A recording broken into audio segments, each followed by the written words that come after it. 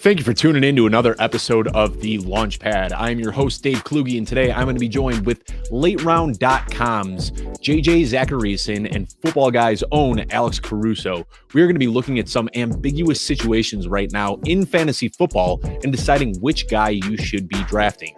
Is Courtland Sutton or Jerry Jeudy going to be the guy in Denver? How about Mike Williams or Keenan Allen? Looking at some running back situations, does it make more sense to pay up for Aaron Jones, or should you just wait and draft AJ Dillon? Damien Harris and Rhamondre Stevenson are another really polarizing combo right now. We're going to dive into all of these situations to help give you an edge in your fantasy football drafts, so be sure to check this episode out.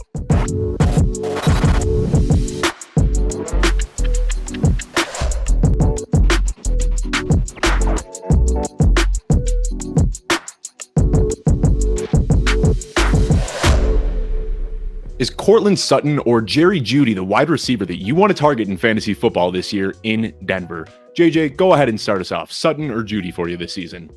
You know, I flip-flopped a little bit on this. I was at first sort of on the Jerry Jeudy side just because, I think the talent is there. He rated pretty well in my prospect model coming out, and you can at least make excuses as to why he hasn't necessarily come fully through, so far in his career. And that injury last year, I think really, didn't allow him to fulfill what we thought he would be able to do.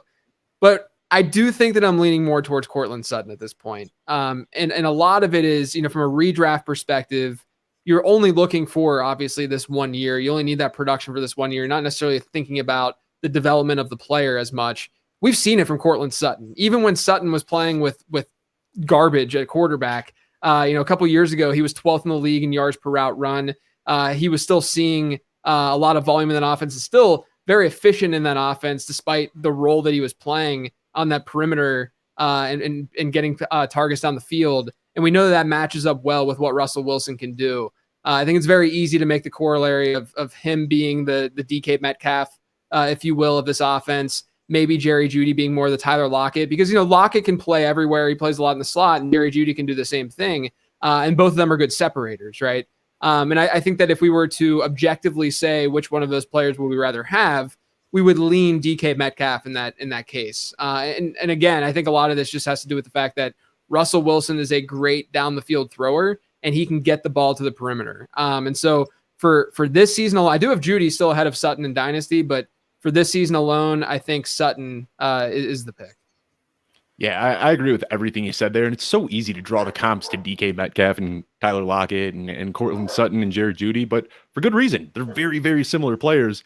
And then you said that you've got these guys kind of side by side, but that's where they're getting drafted right now. It's tough with redraft and ADP this time of year, so I'm going off of underdog, but they are the wide receiver 23 for Courtland Sutton, wide receiver 24 for Jerry Jeudy.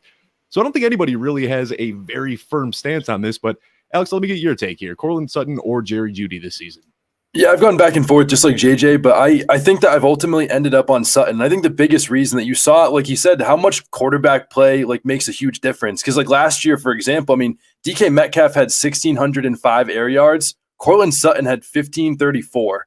And DK Metcalf was the wide receiver 10 to the wide receiver 42 for Courtland Sutton. And I think that speaks to alone to the quarterback play that Sutton had compared to what DK Metcalf had. And then you bring in Russell Wilson. I don't think they're going to completely flip-flop, and Courtland Sutton's going to be the wide receiver 10, but I think it's comparable how much quarterback play makes a difference. And I think it's also worth noting that Sutton is another year off that ACL injury and should be full go this year. And I'm really excited about what he's going to do, but I'll probably end up with whoever's the cheaper option in most drafts.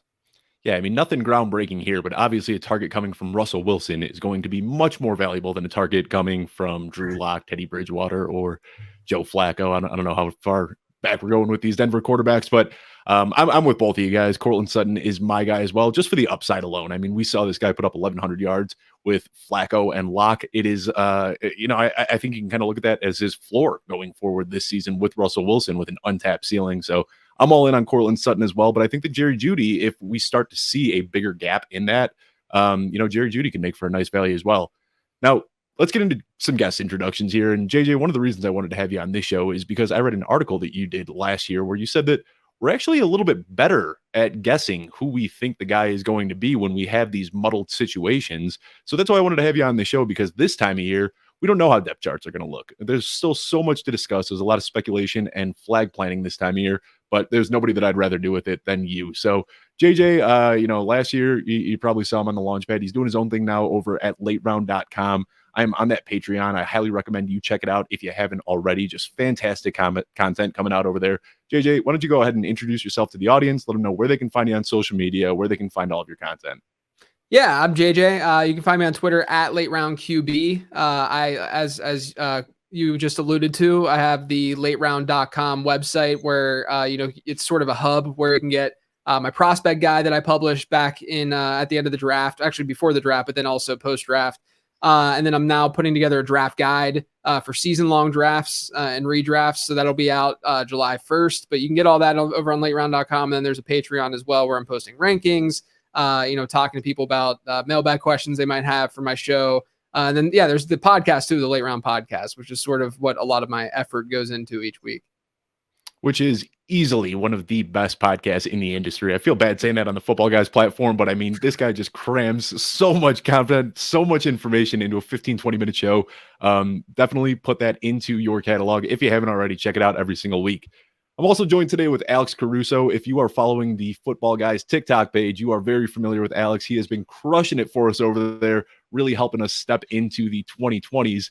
Alex, why don't you go ahead and introduce yourself, let people know where they can find you on social media, where they can find you on TikTok, Twitter, all that fun stuff, and what you're going to be doing with Football Guys this season.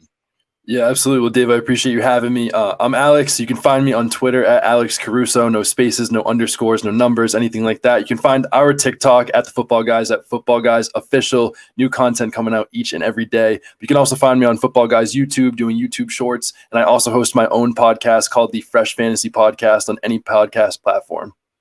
Yeah, Alex is killing it. Definitely check his stuff out as well. He is a ton of fun on Twitter and TikTok. And I also want to mention before we get into the show that we are going to be moving this from the Audible stream to the Launchpad stream. So if you're listening to the show right now on the Audible Football Guys stream, just search the Launchpad Dave Kluge. You'll be able to find this one. Subscribe there because we will be making that switch in just a couple weeks. But let's go ahead and dive right in. Like I said, in today's show, all we are going to be talking about are some of these situations where there are two teammates that are in comparable situations, and we're going to be discussing which one we think you should draft. In the instance of Courtland Sutton and Jerry Jeudy, where they're going back-to-back in drafts, there isn't too much value or ADP to discuss there, but with some of these other situations, we are going to be taking ADP into consideration. And let's start off with Keenan Allen and Mike Williams. Right now, Keenan Allen is getting drafted as the wide receiver 12.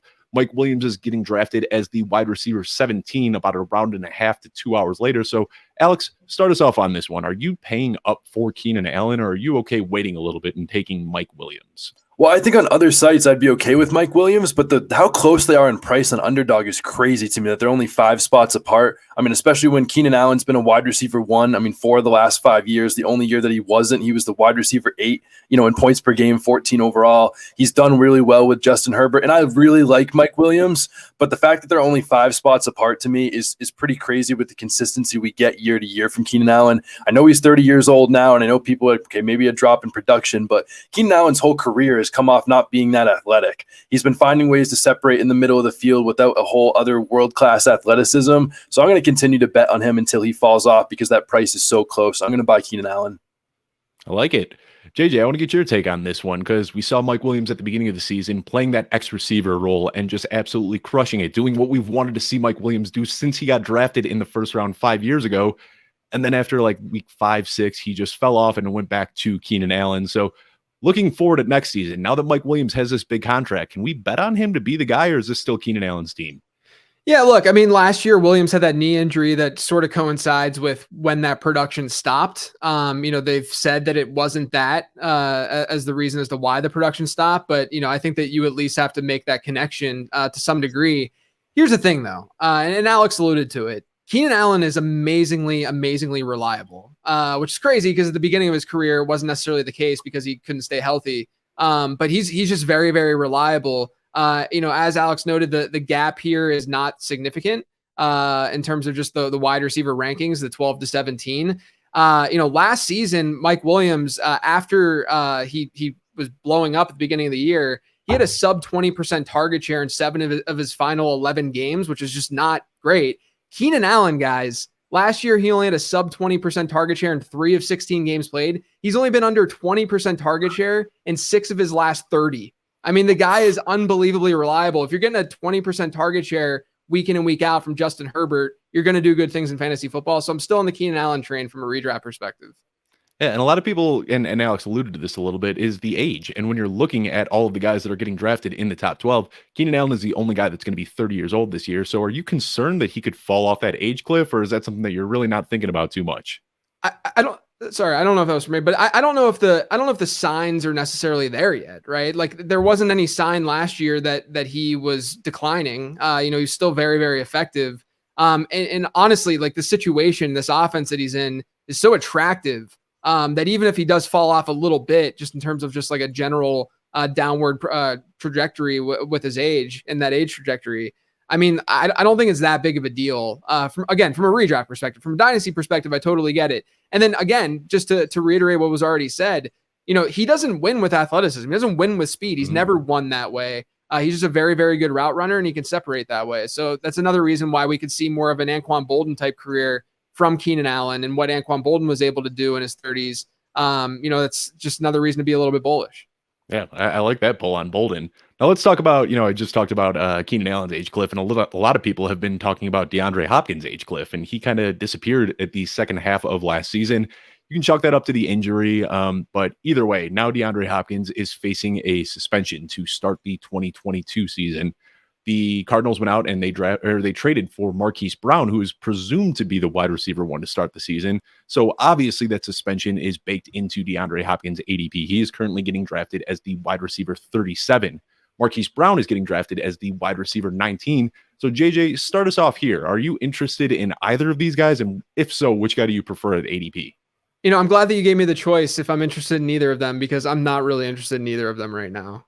Just at these price points, I feel like the ranking for Hollywood Brown right now is sort of based off of last year's performance in Baltimore. In the way that, a top 20 wide receiver ranking is rich. I mean, it's high for a wide receiver, for a wide receiver like Brown, I should say. He averaged over a 26% target share per game in that Baltimore offense. And we can all sit here and be like, oh, Baltimore's a run-heavy offense, yada, yada, yada. And they were from a pass rate standpoint, but they ran the most plays in the NFL last year. So there was a lot of volume in that offense. They actually were 10th in the league in team targets.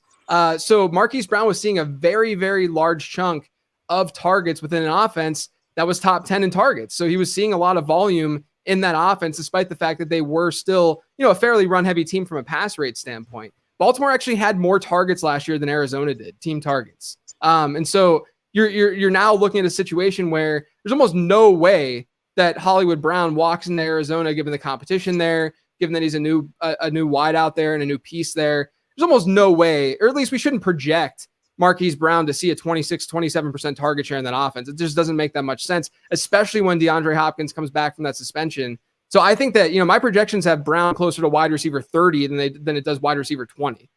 So I just think he's very, very overvalued right now. And then with Hopkins, it's just tough, right? I mean, there's no guarantee that he would be a league winning player. I think that if he wasn't suspended, he might be attractive at ADP, just because people are going to fade, the second half of last year, his age, etc. But there's no guarantee that he's going to come back and be like a league winner. And so if you're looking at this from the perspective of, holding on to that asset through the first 6 weeks of the season and not getting anything, there's a cost to that, right? And wide receiver 37 still is not that cheap. I mean, there's still a decent opportunity cost involved in getting a player like that when there are other guys in that range that could flat out just be better than Hopkins this season, which it's still possible, still in their range of outcomes. So to me, I'm fading both of these guys. I think Brown, though, in particular, is just being drafted based on last year's production without the thought of what that Baltimore offense just generally looked like and what his target share might look like in Arizona. And that's a great point. You talk about the pace of play factoring into the total amount of plays that they ran. And even though they did see a significant bump in passing percentage, pass rate last year, I didn't realize that the pace of play was that high. That's a great nugget that they actually had more team attempts or team targets than Arizona did.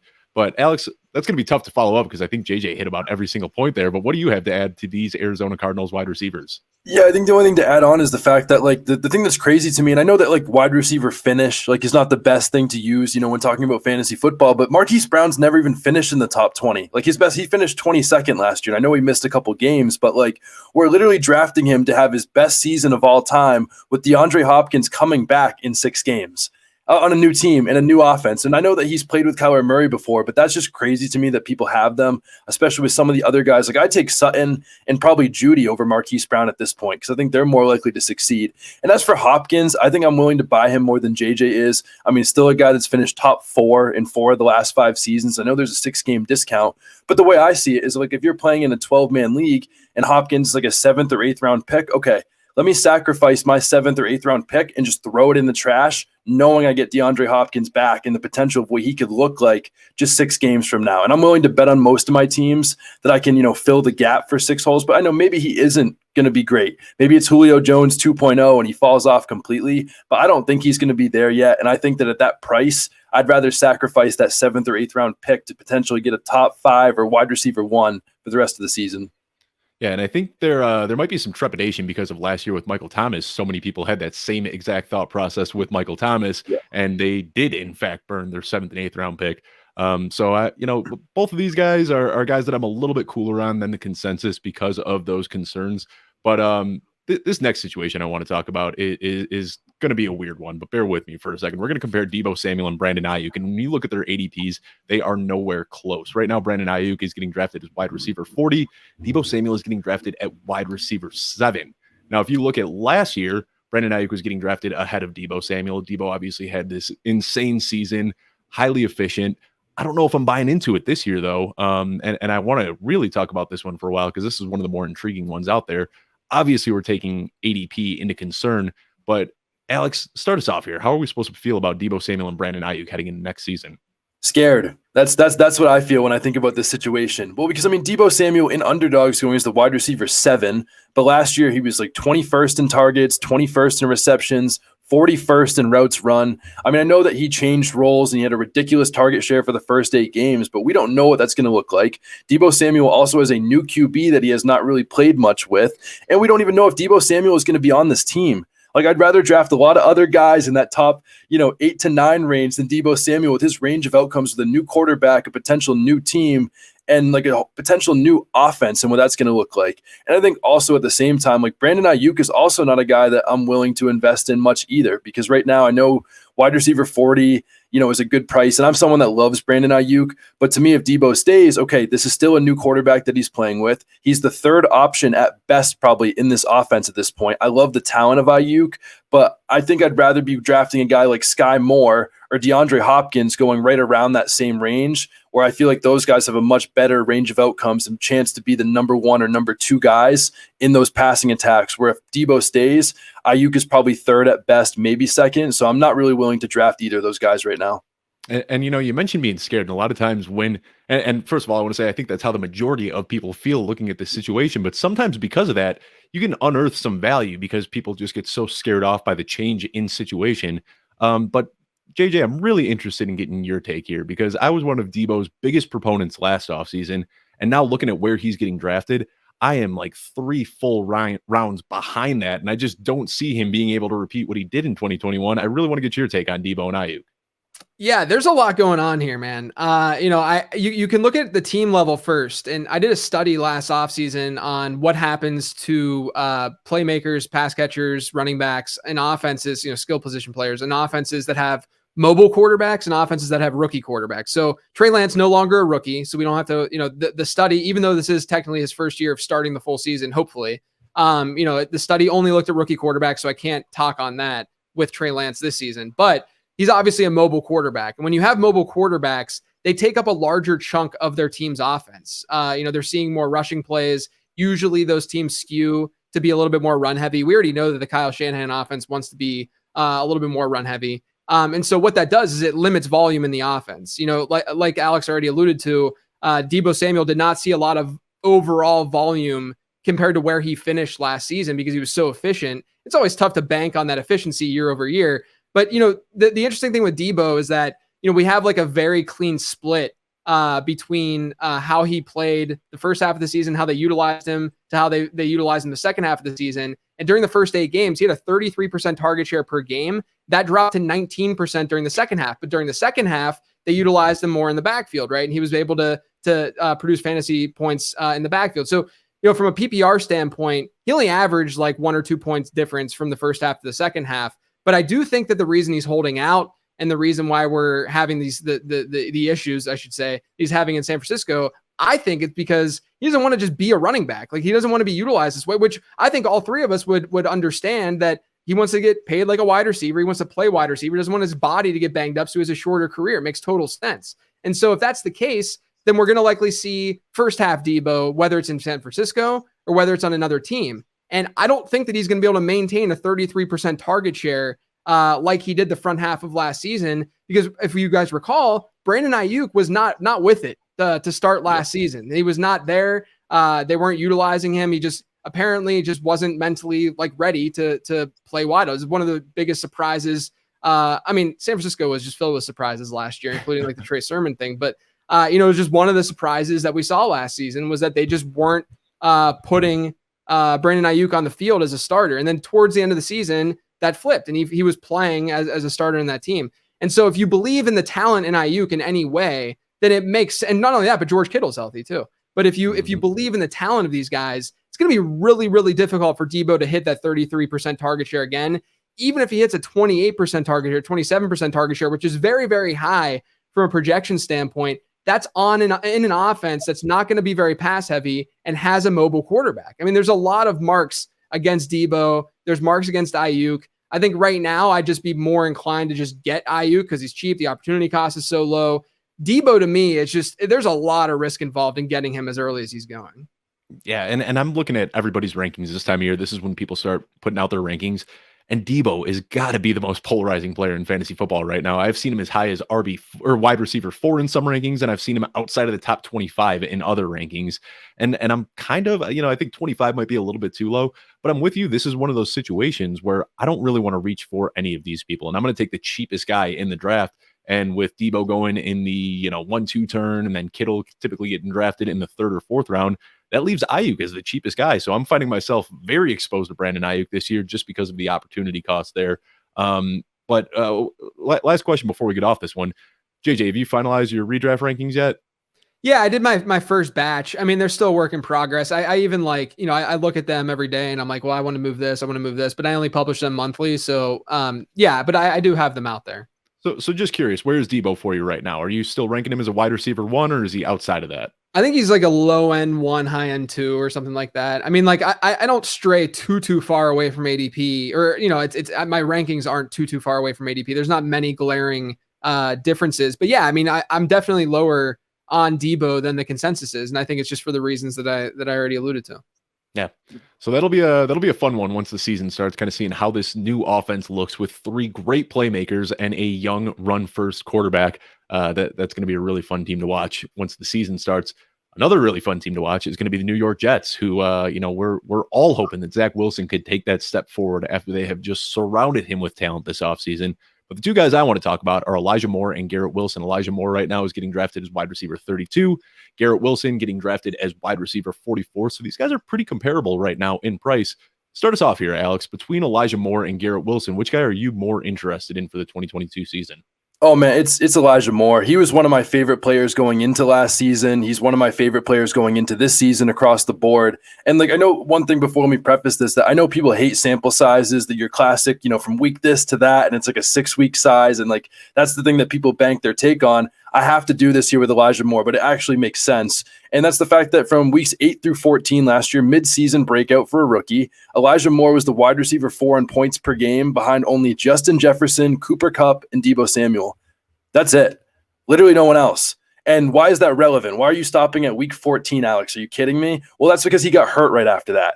And that was it. That was the end of his season. That was the mid-season breakout until he got hurt and did not play another game. He was only behind those 3 guys. That alone should get you excited. But then you have the fact that Zach Wilson did play only 3 games in that span, but Zach Wilson and Elijah Moore also took a selfie before practice last week. I mean, that's great for their chemistry. But the last thing I'll add is that as a rookie, Elijah Moore had a 19.7% target share. And usually we see a big jump from year 1 to year 2 with these players in target share. And if Elijah Moore can get over a 20% target share, and especially when a lot of these games were coming with less than even a 70 or 80% snap share, I think the sky's the limit for Elijah Moore. And I love that they drafted Garrett Wilson because it's made Elijah Moore's price a lot lower, and I'm going to be buying him every day of the week, twice on Sundays, all off season. JJ, let's get your take on this. I saw you smiling and nodding a lot, so I'm thinking that you're going to agree with Alex here. Yeah, look, I'm an Elijah Moore truther, and I just pulled up my my model. I have a prospect model that not only looks at guys who are entering the NFL, but looks at I built a year 2 model, I call it, this offseason, where it looks at a prospect score that a guy had and then looks at how he performed in year 1, and it tells you how many or what we should expect from him in years 2 and 3 moving forward. And Elijah Moore is in this 95th to 100th percentile range where the outcomes are amazingly good. In the year 2 model, I'm trying to pull it up, but in the year 2 model, guys who are in that percentile range in years 2 and 3, they have over 50% of them have a season with 18 or more PPR points per game. And so we're basically looking at a 50% rate, hit rate, of them being a high-end wide receiver 1 and having that kind of season. So Jamar Chase, he's in there, Jalen Waddle's in there. And so, we can expect that from those guys, but Elijah Moore, he's in the 96th percentile in the year 2 model because of what he did as a rookie and because of what he looked like as a prospect. He was a 95th percentile prospect in my model, which is also very, very good. He's an incredibly good player. The only thing that I'll say about this situation is I don't know exactly how they're going to deploy these wide receivers. And what I mean by that is Garrett Wilson is sort of a redundant asset to Elijah Moore, which is why I didn't really want them to get Garrett Wilson in the draft. I thought, obviously he wasn't available, but Drake London made a lot more sense to the Jets than Garrett Wilson did, in my opinion. Elijah Moore, though, as a prospect, he entered the league as someone who didn't play against a lot of press. He was mostly a slot guy in college. And then this past year, the Jets didn't use Elijah Moore in the slot all that much. I mean, he was mostly a perimeter guy. So he showed us that he can play all over the field. Well, Garrett Wilson's sort of the same thing. Garrett Wilson's best college season came when he played the majority of his snaps from the slot. He was very, very good in the slot, but obviously he can play in the perimeter as well. And he competed with very good wide receivers at Ohio State. So I don't know which guy's going to play in the slot more. I'm guessing it's probably going to be Elijah Moore, and they're going to use Garrett Wilson on the perimeter, and that's why they used the 10th overall pick on the wide receiver and on Garrett Wilson. And if that's the case, then Elijah Moore is going to see some of that nice volume in the slot, like we've seen other slot guys within the Jets organization. Even last year, we saw that at times with a Braxton Berrios and Jameson Crowder, et cetera. And so I think that's another thumbs up for Elijah Moore. Another reason why, I think that where he's being drafted is about right. But we saw last season, if Zach Wilson ends up taking a step forward, then Elijah Moore could easily exceed this ADP. Now we hear this a lot. People talking about, facing press coverage or playing out of the slot. Can you just walk us through a little bit why it's more valuable for a wide receiver to play out of the slot than it is to play outside? Yeah, I mean, it depends. So, I would argue that from a ceiling perspective, you want guys to be able to play on the perimeter and play on the outside because it doesn't typecast them into certain positions and situations, right? Because if teams are throwing 2 wide receivers out on the field as opposed to going with 11 personnel, then that guy's not going to be on the field, right? That's the issue right now, for instance, with David Bell entering the Browns organization. I love David Bell. I think David Bell's a great prospect, but if he's going to be a slot guy, they run a lot of 2 tight end sets. They run a lot of 2 wide receiver sets. So all of a sudden, David Bell might not be on the field as much as we would hope as a rookie. So, but the fact that a guy like Elijah Moore can play in the perimeter and then play in the slot shows the versatility, and there's just easier targets to get in that area of the field. They're going to face easy, softer matchups. They're not going to face these top corners. And so, as long as Elijah Moore, which he will, just given the personnel, likely be on the field in both 2 and 3 wide sets. It's just good to have that versatility. And then once he's in those 3 wide sets, that 11 personnel, he's gonna be able to see softer coverage. And obviously, if there's softer coverage, you can get more volume and be more productive. Yeah. Well, I'm stoked to see the Jets this year. They have completely revamped this offense.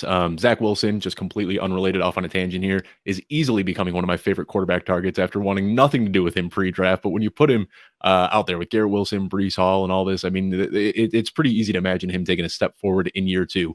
Got 2 more wide receiver duos that I want to talk about here, and then we'll get to running backs. Let's talk a little bit about Green Bay, because right now I am flabbergasted that Christian Watson is getting drafted ahead of Allen Lazard. Christian Watson's going at wide receiver 46. Allen Lazard is going at wide receiver 50. Alex, walk us through this one. Which guy do you prefer out of these two? I think I have a tough time. I think Allen Lazard's the guy. I think I'll probably end up taking the cheaper option, but I struggle with this one a little bit. I didn't have a super strong take on who I like more, because obviously Aaron Rodgers does not have a strong history with rookie wide receivers, but on the other side of that, Allen Lazard has a career high target share of 15% in 4 seasons. I know that's partly Davante Adams syndrome, and I think things increase, and know that Allen Lazard has trust with Aaron Rodgers, but I think Christian Watson is someone that could be super interesting. I think he is a little bit raw, playing in the FBS. He never had crazy production, but also he still had the second highest RAS score out of over 2,600 wide receivers since 1987. And that's relative athletic score. For those who don't know, it's just pure athleticism at the wide receiver position. The only player above him out of 2,600 was Calvin Johnson himself. I'm not saying that Christian Watson is Calvin Johnson, but he's the only player in history of wide receivers to test above Christian Watson athletically. So for that reason, I think I'm very intrigued about what that could look like, but I think I'm going to bank on Allen Lazard because he's cheaper. He has a little bit more trust with Rodgers and familiarity with the offense, but I wouldn't be shocked if Watson, becomes pretty special maybe down the line, but redraft right now, I'm taking Allen Lazard. Yeah. And you highlighted Watson being a little bit raw. And I think that's what's so weird about this draft pick to me is we know that Aaron Rodgers' clock is ticking. He's got maybe 1-2 years left in Green Bay, and then they take somebody who might take 1 to 2 years to develop. I don't really know if I understand this draft pick too much, but JJ, I know that you're kind of off Allen Lazard, but I want to hear what your thoughts are on Christian Watson after the draft. No first round wide receivers, which was kind of shocking. How are you feeling about these two now? Who do you think steps up as Green Bay's wide receiver 1 this season? Yeah, I didn't mind Allen Lazard throughout the offseason. I actually was buying Lazard, pre-draft and such, just because, there's the depth chart looked the way that it did, and we always overstate what we think is going to happen in the draft. Everyone's just mocking first round wide receivers consistently to Green Bay, and it's not a lock that's going to happen. But here's my overall stance on this, because I've talked about this with you, Dave, a little bit. I've talked about this on Twitter and on my podcast and stuff. I don't necessarily buy in the rookie wide receiver thing with Aaron Rodgers. In the Rodgers era, they've obviously had no first round wide receivers, as that's been pounded into our brains for the past 3 months. They haven't had a single first round wide receiver, but they've had 3 round 2 wide receivers before this Christian Watson pick. They had Randall Cobb, Jordy Nelson, Davante Adams. All 3 of them happen to be pretty big hits. But none of them had good production as rookies. But Jordy Nelson also was competing with Greg Jennings and Donald Driver. Randall Cobb was competing with Jordy Nelson, Greg Jennings, and Donald Driver. And then Davante Adams was competing with Randall Cobb and Jordy Nelson. And Davante Adams also just got a slow start to his career. And he just wasn't really the same player that he is, not even close to the same player that he is now. So I would say that, if Green Bay had gotten someone like Sky Moore, if they had gotten someone like even a George Pickens that I felt pretty confident in as a prospect, I would be pretty bullish on that rookie wide receiver from a redraft standpoint. Christian Watson has a lot of red flags to his profile. I mean, I get the ceiling. The ceiling's there. The athleticism is absurd, but everything I've studied has showed that athleticism does not matter that much at wide receiver. Production is more important, and also age-adjusted production and where these players are coming from. And he's coming from a small school. He's not an early declare. He didn't have amazing production. He had fine production, but it wasn't amazing. And so what I think happened is, I think we would all agree that the reason he got drafted where he got drafted is because of the athleticism, right? It pushed him up the board to go into the second round. A lot of people were talking about him going in the first round. And we've seen that before in the past. And it's a scary proposition to buy into a wide receiver who gets that boost in draft capital because of the athleticism, when we know that playing wide receiver, there's a lot more to it, because every wide receiver that's relevant is hitting some sort of baseline of athleticism, right? Like even David Bell, who bombed the combine, he's still not this horrific athlete in the context of just being a wide receiver. He can still be a wide receiver with the metrics that he displayed. So this is where I'm at. I think that it's tough for me to buy into if these guys I'm actually, first off, I'm surprised that their prices aren't higher because of the offense that they're in, right? Because it's a Aaron Rodgers offense, no Davante Adams, target shares up for grabs. So I'm a little bit surprised that they're not priced a little bit higher, which is why I think that you can buy either one of them at this price point. I think I'm still leaning Christian Watson over Lazard, though, only because Lazard's going to, I mean, how often do we see these fifth-year breakouts? And how often do we see fifth-year breakouts from wide receivers who weren't highly touted coming out? You know, it's not a very frequent thing that happens. You know, you can look at like Devontae Parker, you can look at Corey Davis, but both of those guys had much better substance to their profiles and as prospects, than Alan Lazard had. And I didn't even mind Alan Lazard as a prospect all that much. You have to be, I'm just trying to be realistic about his journey in the NFL, right? But I don't mind him at wide receiver 50. That's what I'm saying. Like, I think both of these guys are fine, just given the offenses that they're in. The opportunity cost is not high in getting either one of these players. I just think that I do prefer Watson strictly because of ambiguity, because we have no idea. Like, what if Watson actually hits? I think that we have to be open-minded about that, even though my process and everything I study says that he's likely a little bit overrated. Yeah, and I'm with you. I think both of these guys realistically should be within the top 36, top 30. I mean, I think that's where they should be going just because of the potential ceilings for these guys. And trying to think schematically here, I mean, what I'm kind of expecting is I don't think that Christian Watson has anywhere near the skill set or the route running ability to step into Davante Adams' role as the X receiver. So he's probably going to be playing what MVS did last year. And that means he could still have some really, really big games because, like Alex alluded to, he is big, he's fast, he does exactly what you want to see from a young receiver. He's going to be able to blow the top off defenses consistently. So when you're looking at his week-to-week output, it might be a little bit volatile. But don't be surprised when Christian Watson has a 150-yard, 2-touchdown game as a rookie, because he's got that ability to just score from anywhere on the field. Looking at the target share, though, I think that ends up going Lazard's way a little bit, as he'll probably step into the role as the X receiver. But I'm with you, JJ. I think both of these guys are way too underrated right now. Kind of like we were talking about with San Francisco earlier. I think people are just scared of the uncertainty, so they don't want to take any gamble at all. But I think that you can put your chips on either of these guys, and they can both pay off. All right, let's talk about one more wide receiver situation here before we get to running backs.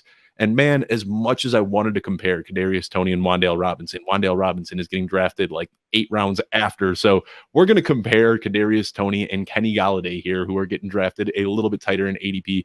Kadarius Toney going off the board as wide receiver 53. Kenny Golladay just about a round after at wide receiver 57. Kadarius Toney showed some phenomenal flashes as a rookie. Kenny Golladay got the paycheck and completely face planted his first year in New York. JJ, which guy do you prefer here, if any at all? Or are you just waiting for Wan'Dale Robinson? Yeah, I mean, I like Wan'Dale Robinson. I think he's just generally underdrafted and undervalued throughout the fantasy community, whatever format you're looking at. But, with this, and look, I'm coming at this from the perspective, I'm like an OG Kenny Golladay truther. Like I nicknamed him Babytron coming out. And Detroit Lions, the press there hated me for it, and they still hate me for it. But I have to be realistic. I mean, we see this kind of archetype wide receiver die off quick. We saw it with Dez Bryant. I think that's the easiest go-to example, because the same exact kind of player, this contested catch, down the plays the perimeter, contested catch kind of guy, and bigger bodied guy. So I think that there's a very real chance that Kenny Galladay's toast. I don't mind throwing the dart. It's not like we're talking that he's a top 30, top 36, top 40 wide receiver. But Kadarius Toney just has this. I mean, talk about a guy who didn't have production in college, is super athletic, and has that ability. And sometimes that translates. That could end up translating for Kadarius Toney. Last season, these are the players who the only wide receivers among relevant wideouts who outdid him in targets per route run. It was Antonio Brown, Devontae Adams, AJ Brown, and Cooper Kupp. That's it. Those are the only wide receivers better than Kadarius Toney at getting targeted per route run. So if he's on the field, which we're going to see him be on the field more, he's probably going to see a decent amount of volume in that offense. Now, I don't know how exactly he'll be deployed because of the Wan'Dale Robinson draft pick. You got to assume that given the capital they spent on Wan'Dale, they clearly, want to utilize him most likely in the slot. But regardless, I think that you can buy into the athleticism. The price point here is not significant to where you should fade him, I think. So I'm going way more on Kadarius Toney than Kenny Golladay, because I do think that there is a chance that Kenny Golladay is just toast. Yeah, and then you talk about that archetype of wide receivers that just totally flamed out. Back to the opening of the show. I mean, does Courtland Sutton fit into that archetype? Because we saw a flash in year 2, and we've seen pretty inconsistent flashes since then. So you kind of got me worried about Courtland Sutton a little bit by bringing up this these guys falling off. But the one other thing I want to mention about Kadarius Toney, there were some trade rumors out there. And then with the Giants paying up with this second round draft capital on Wan'Dale Robinson, reading between the lines a little bit, there's a chance that Kadarius Toney gets moved, but I think he's a talented player that's going to be fine just about wherever he plays. Alex, I know that you are a big Kadarius Toney fan. Let's hear what you got to say about this guy, because I am pretty confident that that's who you're taking. Yeah, definitely. I have to take him. And it was something that I saw the other day that just like absolutely blew my mind. And like, I like that when players fall into these little buckets that, like 10 out of, 12 players that hit these marks were all able to do this. And that's what we found on Toney. And that's that. So this is for first round wide receivers specifically over the last decade. There's been 13 round one wide receivers to average over 2.00 yards per route run in their rookie year. 11 out of 13 have hit a wide receiver one season. 11 out of 13. Toney is one of 2 players not to do it. So it's 11 out of 13, but really it's 11 out of 12 because Kadarius Toney was a rookie last year. That's 11 of 12 players in the first round have hit a top 12 season that have done that. That's ridiculous. And then you add in the fact that JJ said that like he was like 5th in target rate when he was on the field last year. They clearly want the ball in his hands. And I love what Brian Daboll had said this season and the fact that he was like, I've been studying all offseason these guys' tendencies and the best ways to set them up to succeed. And that's what we saw in Buffalo is him putting guys in positions to succeed constantly. And I think they're going to do something similar with Toney. And I think that I'm happy that it's baked into this price that he's at wide receiver 53 on Underdog right now because there are off the field issues. I don't think he's an absolute home run play, but anytime you can get a wide receiver at wide receiver 53, that's in an 11 of 13 of these players have hit a top 12 season. And this guy's, it's not, Antonio Brown that's getting drafted there. It's Kadarius Toney in his second year that's among those players. It's crazy to me. Kadarius Toney, I'm going to be buying him a lot, and maybe he'll make me look really stupid with something that happens in the first couple of weeks, but I think he could always make people look pretty smart with the potential that he has. Well, that's the nice thing about betting on those character guys is then when they do something wrong, you can just be like, well, the process was right. Yeah.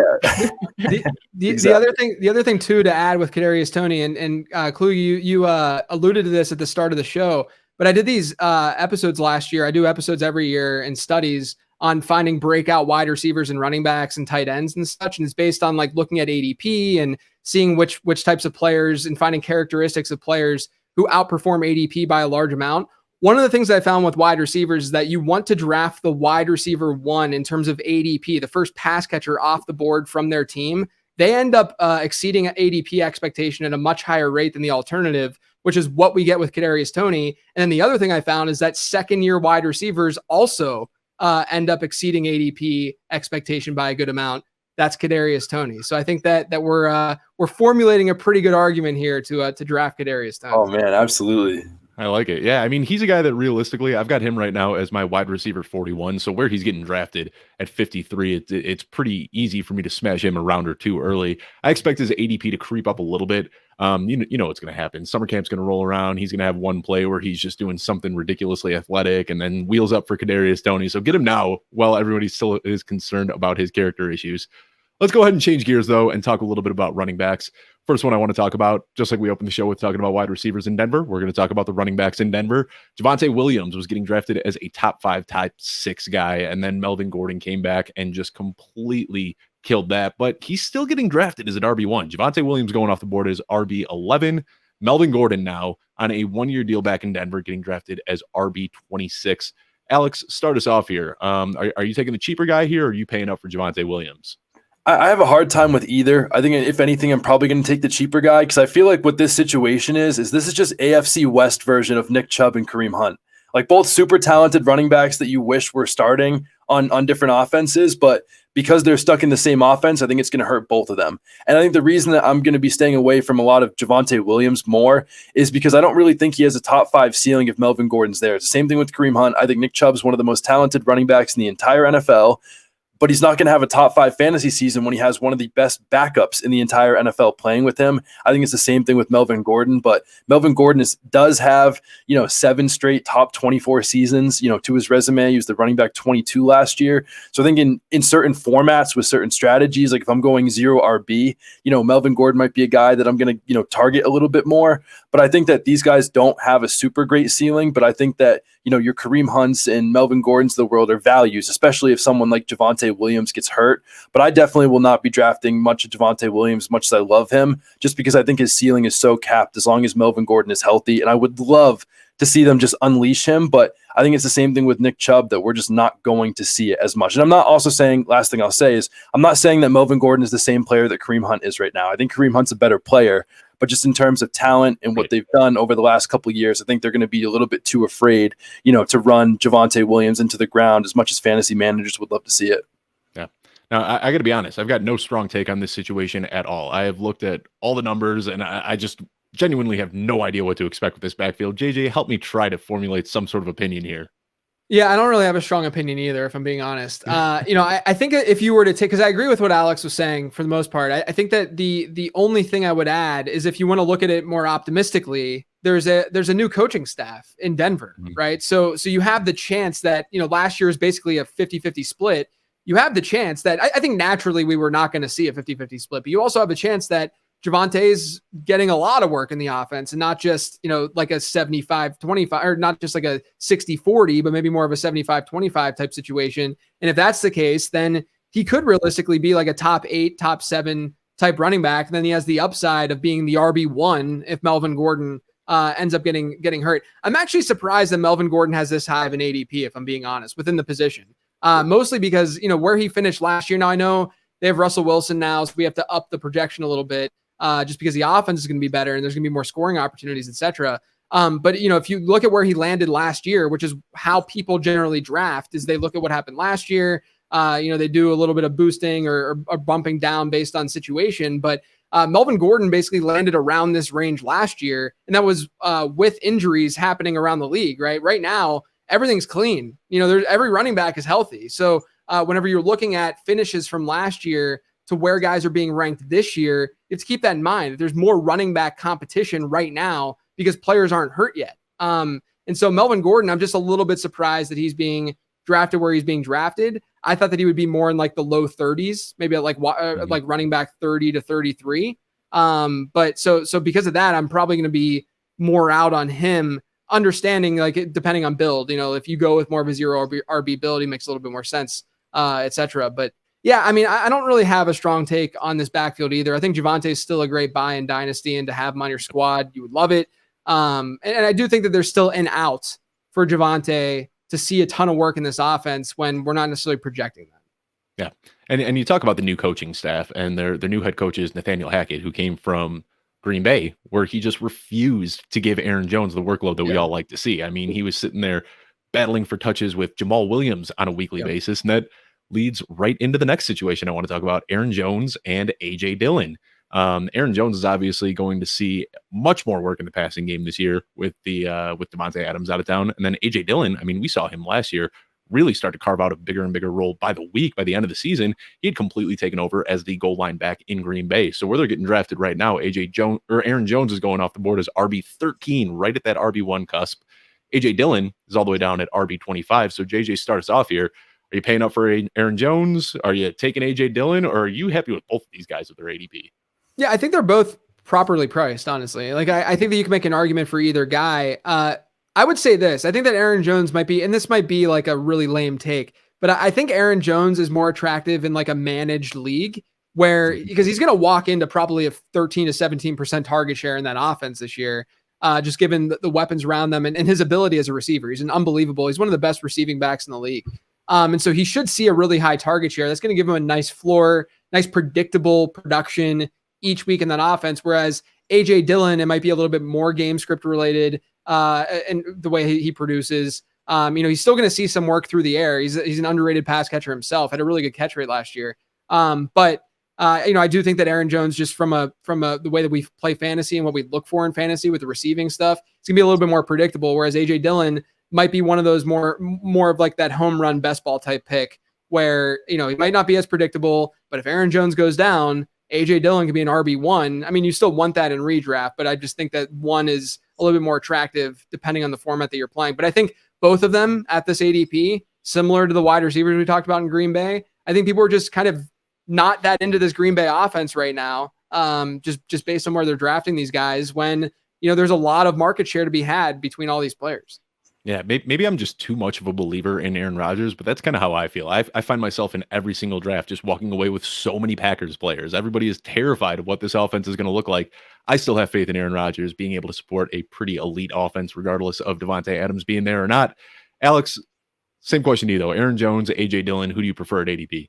Yeah, I'm with JJ on AJ Dillon. I think that like he's properly priced, but Aaron Jones has become underrated for me at this point. I thought Aaron Jones would be someone that I'm not in on. I'm too afraid of what AJ Dillon's going to look like. But Aaron Jones has played 8 career games, without Davante Adams in his career, and his splits with and without Davante Adams are pretty crazy. With Davante Adams in the lineup, he averages only 14.9 PPR points per game. That's on 3.4 targets, 17.8 receiving yards, but when that big target share goes away and Davante Adams ships his way to Oakland, those numbers for Aaron Jones bump up a lot.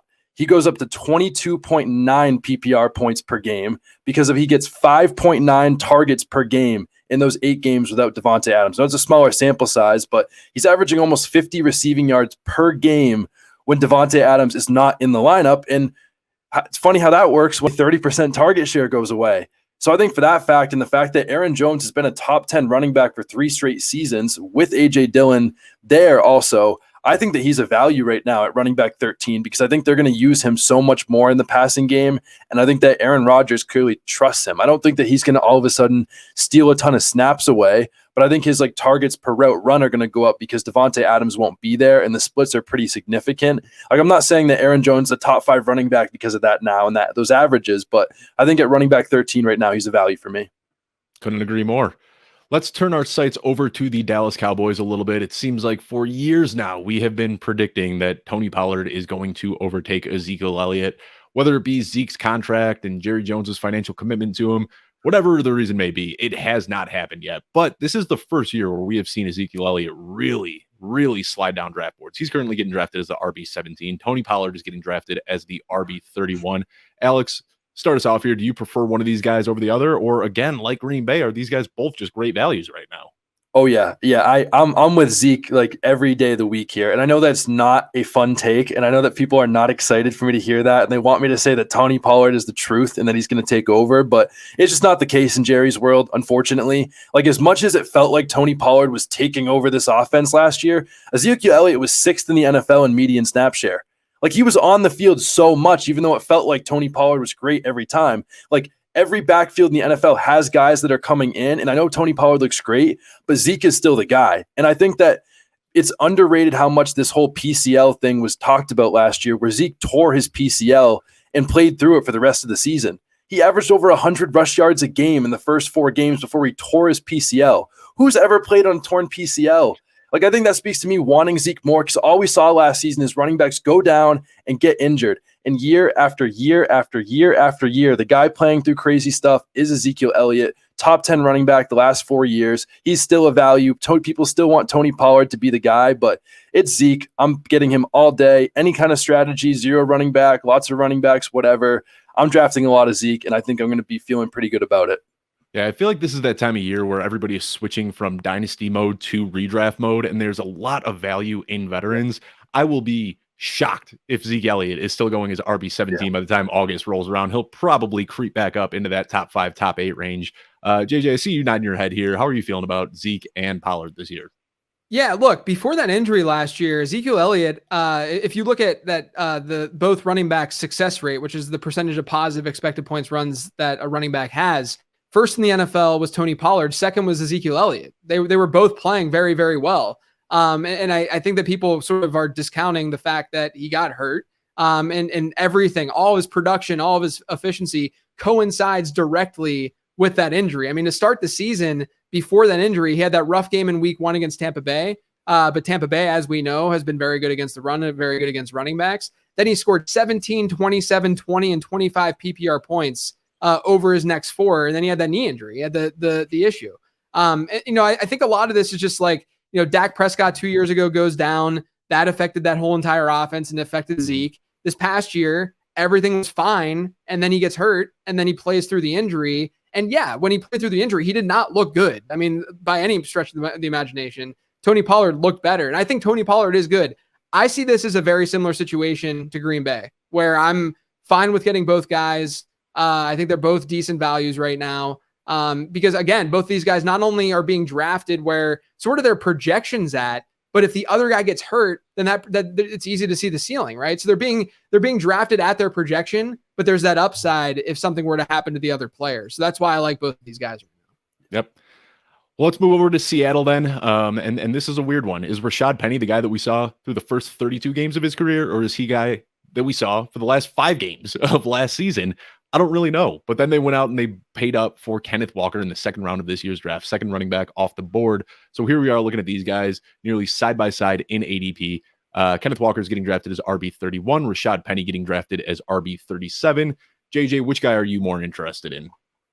Not really either of them. Yeah, to be honest, I'm not really buying this backfield right now for a lot of reasons. I mean, obviously, like we don't even know what the quarterback situation looks like. It's looking like it's going to be Drew Lock, but that's not necessarily that attractive. Rashaad Penny, I liked a lot as a prospect, actually. Just obviously hasn't been able to stay on the field. And then we saw him last season do what he did. He was basically easily a top 5 running back down the stretch. And he performed like one, too, from an efficiency standpoint. It wasn't just from a fantasy standpoint. The problem is, I don't know if either of these guys are going to catch a lot of passes, number one.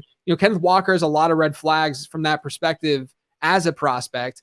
And Seattle's a team where we know that they are not afraid to not use the guy they just drafted. I mean, they literally did this exact same thing with Rashaad Penny and Chris Carson earlier in his career. And so we could see that exact same thing happen again where, Kenneth Walker doesn't just walk into this backfield because they spent a second round pick on him. And so I just think the situation in general, usually I like targeting these more ambiguous backfields, but I think this situation, because I don't think Pete Carroll and Seattle are rational, and I don't like buying into irrational coaching. It's just not something that I want to spend money on and spend that kind of cost on. So I am mostly fading this backfield right now.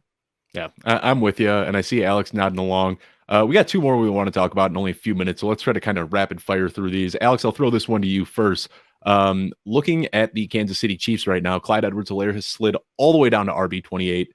Personally, I'm loving Ronald Jones at RB41. I'm wondering how you feel about these two guys in Kansas City.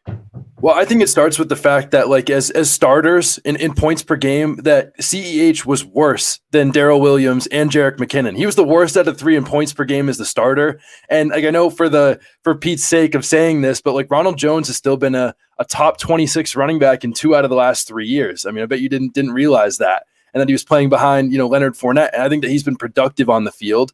Ronald Jones is also the cheaper option in this offense, which what I think is a top 2 or 3 offensive line probably in the NFL at this point. And I think this offense might be a little bit more run heavy than we've seen in the past, without Tyreek Hill. So I'm willing to buy the cheaper guy in Ronald Jones. I think he's still producing. And I just don't think Clyde Edwards-Helaire is really that good anymore. I used to believe, but no longer a believer.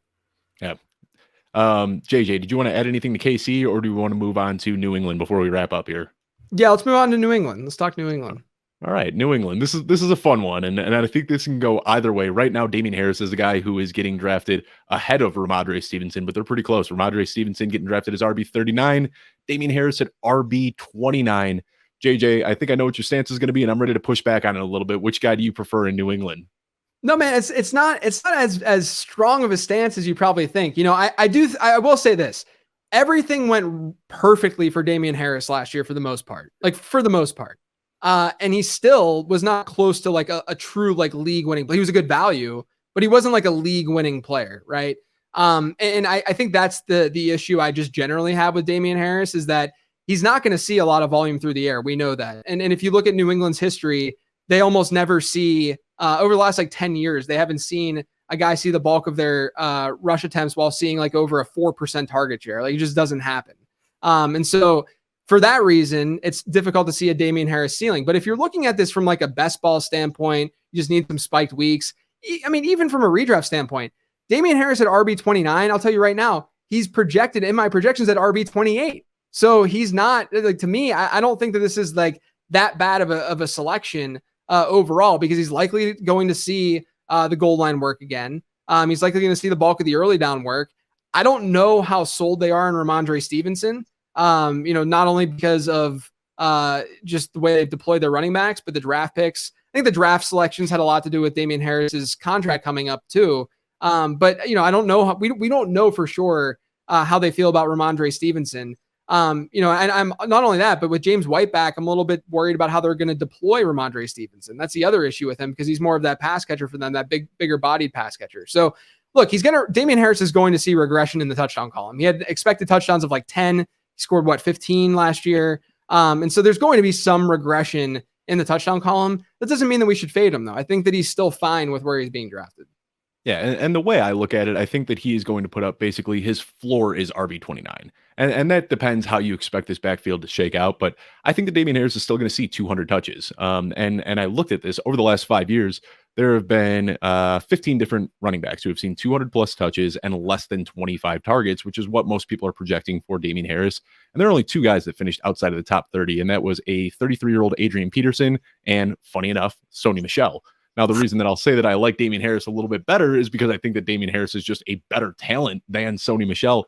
But I think we're drafting him pretty close to his floor, or if he's going to see 200 carries, he's going to finish somewhere around RB30 at the worst. And if he ends up seeing the goal line work that he saw last year, second most carries inside the 10-yard line behind only Jonathan Taylor, he could end up seeing quite a few touchdowns again and paying off ahead of that ADP. So I like Damien Harris here, but I also like Rhamondre Stevenson, knowing that I can get him a little bit later. This is another one of those situations where it's very ambiguous, and I think it scares people off. But I see both of these guys at a value at their current ADP. Alex, did you want to add anything about New England? No, I think it's the same thing that you guys both said. Dave, I'm kind of siding with you a little bit more on this one. That I think it's closer to his floor, but I also don't really love drafting Damien Harris because, I think his peak ceiling is what we saw last year, and he finishes the running back 14. 13. I even if Rhamondre Stevenson gets hurt with the guys they drafted, I still don't think Damien Harris's ceiling goes up. I just don't think there's a top 12 really in his range of outcomes unless he finds his way to 20 touchdowns, similar to what he was doing last year. So for that reason, I don't love drafting him because I just don't think he has a ceiling, and I'm looking for more players that have a true ceiling of if something happens, they can really get there. And Damien Harris is not that guy, but I'm not really too keen usually on Patriots running backs. I think it's usually a little bit too much of pin the tail on the donkey, and you never know what it's going to look like week to week. So I'll finish with that. Well, this show was a ton of fun, talking about these situations that are a little bit tough to predict, always make for good conversation. So appreciate you both making the time today. Before we sign off today, Alex, let everyone know where they can find you on social media, where they can find all your content. Yeah, absolutely. Well, Dave, I appreciate you having me on the show. JJ, it's been great talking ball with you, but you can find me on Twitter at Alex Caruso, on TikTok at our company account at Footballguys Official. New content coming out each and every single day, all off season. But if also you want to hear me on a podcast and hear me yell about DeAndre Swift or some other player, you can find me at the Fresh Fantasy Podcast on your favorite podcast platform. Always a pleasure. Thank you, Alex. And JJ, same to you. Let everyone know where they can find you on social media and where they can find all of your written and video and audio content.